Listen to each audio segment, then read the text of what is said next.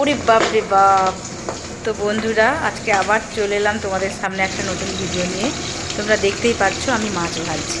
হ্যাঁ, আজকে তোমাদের দাদা ভাই বাজার থেকে পাবদা মাছ নিয়ে এসেছিলো। আর আমি তো ভুলেই গেছিলাম যে পাবদা মাছ আঁশবিহীন মাছ, আর আঁশবিহীন মাছ মানেই প্রচণ্ড ফাটবে।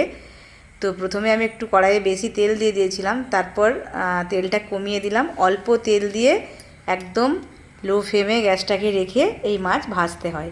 তো আমি সেটা ভুলেই গেছিলাম, তাই প্রথমে প্রচণ্ড ফাটতে আরম্ভ করেছিল। তো দেখো, আমি প্রথমে মাছগুলোকে ভালো করে ধুয়ে নিচ্ছি। মাছগুলো বেছেই নিয়ে এসেছিলো, আমাকে আর ঘরে মাছগুলোকে বাছতে হয়নি।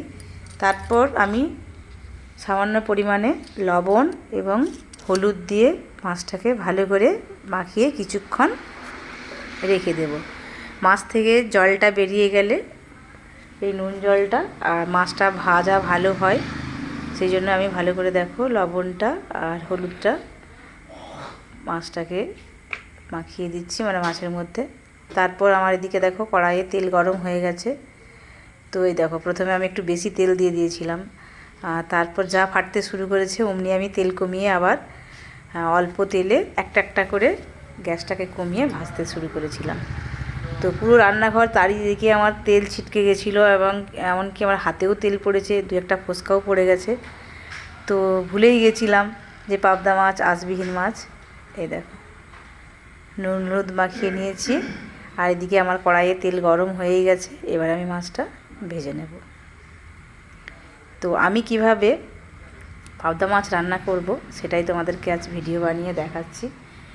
আর তোমরা কে কীভাবে পাবদা মাছ রান্না করো অবশ্যই কমেন্টে জানাবে। এই যে দেখো, গ্যাসটা একদম কমিয়ে দিলাম, এই যে ভীষণ ফাটছিল, আর একটা একটা করে মাছগুলো ভাজলাম, কারণ মাছগুলো সাইজে বড় ছিল অনেকটাই। তো কড়াইয়ে বেশি তেল দিলে ভাজা যেত, কিন্তু বেশি তেল দিলে তো ফাটছে, তাই বেশি তেল দিতে পারলাম না। অল্প অল্প করে তেল দিয়েই একটা একটা করে মাছগুলোকে আমি দেখো ভেজে ভেজে তুলে নিচ্ছি। তো মাছের সাইজটা খুবই সুন্দর ছিল, আর প্রত্যেকটা মাছের মধ্যে ডিম ভর্তি ছিল। আর ডিমওয়ালা মাছ আমার ভীষণই ভালো লাগে। মাছের থেকে মাছের ডিমটা আমার বেশি পছন্দ। আমার মতো কার কার এরকম মাছের ডিম খেতে ভালো লাগে অবশ্যই জানাবে। শুধু পাবদা মাছ কেন, যে কোনো মাছের ডিম আমার ভীষণই ভালো লাগে।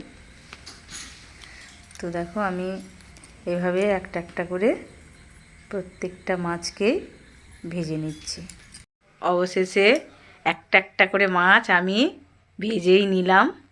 তারপর মাছ ভাজার মধ্যে যে তেলটা ছিল, এ দেখো কড়াইয়ে, সেই অবশিষ্ট তেলটা দিয়ে মাছের তরকারিটা আমি করেছিলাম। আর এদিকে দেখো আমার ভাতটা হয়েই গেছে, আর ভাতের মধ্যে আমি আলু দিয়ে দিয়েছি। তো এই দেখো, মাছগুলো আমার ভাজা হয়েই গেছে। এবার আমি এই মাছের জন্য অল্প একটু কালো সর্ষে এবং সাদা সর্ষে আর শুকনো লঙ্কা, অল্প একটু পেঁয়াজ আর একটা টমেটো ভালো করে মিক্সিতে বেটে নিয়েছি। একদম ভালো করে পেস্ট করতে হবে। সর্ষের পেস্ট এত ভালো করে করতে হবে যে একদম এতটুকুও দানা থাকা চলবে না, তাহলেই মাছের তরকারি খেতে ভীষণ ভালো লাগে। তারপর মশলাটা দেখো তেলের মধ্যে দিয়ে একটু কষিয়ে নিয়ে জল ঢেলে দিয়েছি, আর ওই ঝোলটা ফুটতে আরম্ভ করতে আমি ভেজে রাখা মাছগুলো ওর মধ্যে ছেড়ে দিয়েছি।